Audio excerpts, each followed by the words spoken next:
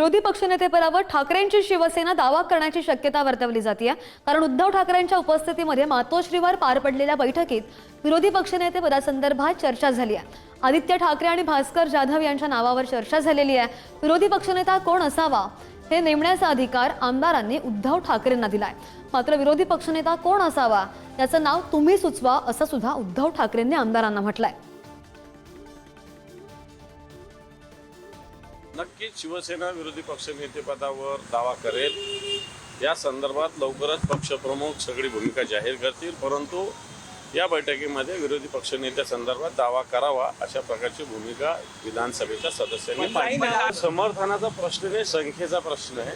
ज्याची संख्या जास्त त्याचा मला असं वाटतं होत असतो।